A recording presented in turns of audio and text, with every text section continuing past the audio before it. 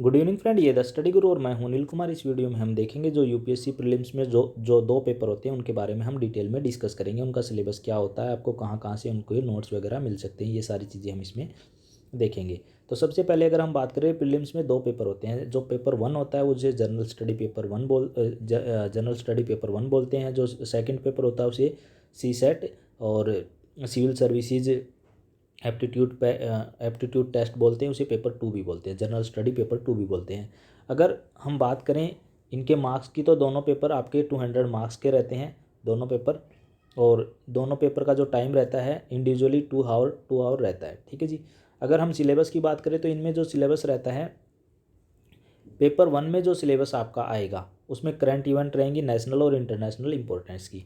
अगर हम current events की इसकी बात करें, कौन कौन सी करंट इवेंट पे आपको फोकस करना चाहिए। करंट इवेंट आपकी पिछले एक साल की जो करंट इवेंट जो नेशनल इंपॉर्टेंस की हुई है वो, और जो इंटरनेशनल इंपॉर्टेंस की हैं वो।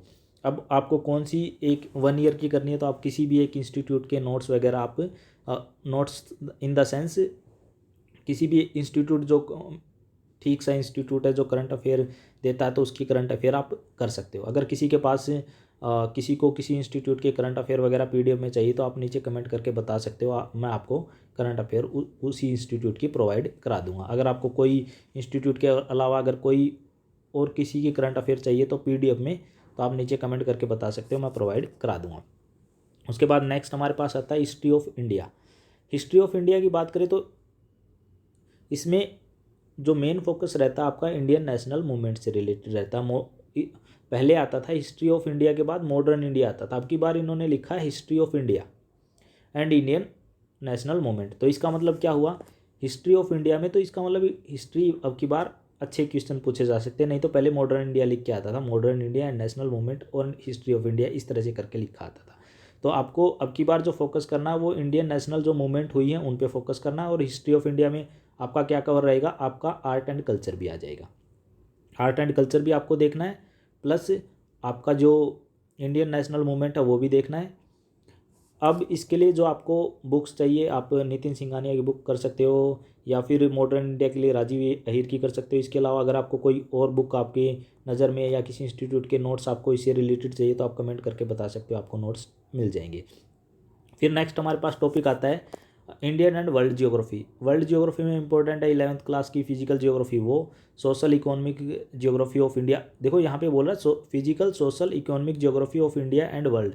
इसमें इंडियन एंड वर्ल्ड जियोग्राफी में क्या क्या मेन इंपॉर्टेंट है, फिजिकल सोशल इकोनॉमिक जियोग्राफी, तीनों तरह की जियोग्राफी इंडिया की एज वेल एज वर्ल्ड की। तो आपको मैप में भी उसको लोकेट करना आना चाहिए, प्लस आपको उसका थ्योरेटिकल नॉलेज भी होनी चाहिए। अगर इसको आपको इकोनॉमिक्स से जियोग्राफी से रिलेटेड कोई नोट्स एंड बुक चाहिए तो आप कमेंट करके बता सकते हो, आपको मिल जाएगी। फिर आता है हमारे पास पॉलिटी एंड गवर्नेंस। पॉलिटी में आपको इंडियन पॉलिटी, आपको लेटेस्ट जो इंडियन पॉलिटी है आपकी एम लक्ष्मीकांत की, वो कर सकते हो। अगर किसी को नहीं मिलती तो आप कमेंट करके बता सकते हो, आपको मैं प्रोवाइड करा दूंगा। फिर आपको पॉलिटिकल सिस्टम, पंचायती राज, पब्लिक पॉलिसी, राइट इश्यूज़, इनसे रिलेटेड नोट्स वगैरह चाहिए तो भी आपको मिल जाएंगे। ठीक है जी। फिर आता है हमारे पास economic and social development.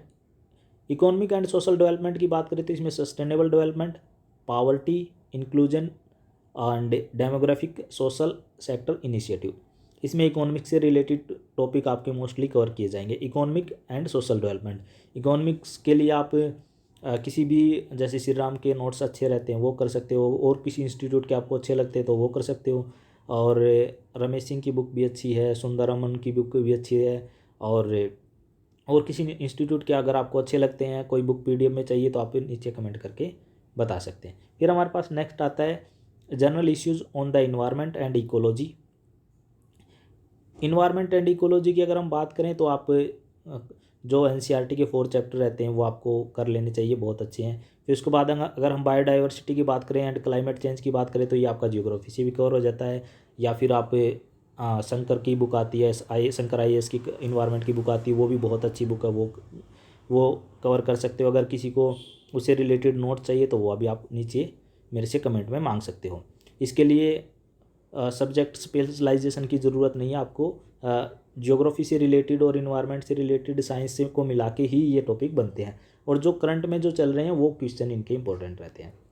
General science में अगर आप लूसेंट से कवर कर सकते हैं, किसी इंस्टीट्यूट के नोट से ले सकते हैं, इनफ है। अब बात आती है हमारे ये 200 जो मार्क्स रहेंगे, इसी के बेस पे आपका जो सिलेक्शन होना है। आपको नीचे के 6 चीज़ें आपकी बिल्कुल कवर होनी चाहिए जी। इनमें से अगर आपको कोई बुक वगैरह चाहिए और कोई अगर PDF में चाहिए नोट्स वगैरह, तो आप मुझे कमेंट करके बता सकते हैं। दूसरा जो पेपर रहेगा वो हमारा CSET का रहेगा। CSET का जो पेपर रहेगा आपका वो क्वालिफाइंग रहेगा। उसमें आपके 33% मार्क्स आने चाहिए। अगर आपके इसके 33% मार्क्स इसमें नहीं आते हैं तो आपका पेपर फर्स्ट में कितने भी नंबर आए आपके वैलिड नहीं है। पेपर सेकंड में जो आपके क्वेश्चन रहेंगे वो कंप्रीहेंशन से रिलेटेड रहेंगे, तो आपको कंप्रीहेंशन आने चाहिए। Interpersonal skill including communication skill, interpersonal skill से रिलेटेड क्वेश्चन रहेंगे। लॉजिकल रीजनिंग रहेगी, एनालिटिकल एबिलिटी रहेगी। Decision making and problem solving से रिलेटेड क्वेश्चन रहेंगे। जनरल एंड मेंटल एबिलिटी से रिलेटेड क्वेश्चन रहेंगे। कुछ आपके मैथमेटिक्स बेसिक न्यूमेरेसी चेक करेंगे, जिसमें number, there relation, order, magnitude 10th level तक के आपके क्वेश्चन रहेंगे। डेटा इंटरप्रिटेशन भी आपके चार्ट, ग्राफ, टेबल, वो भी 10th लेवल तक की रहेगी। अब बात आता है कि आप CSET का पेपर क्वालिफाई कैसे करेंगे।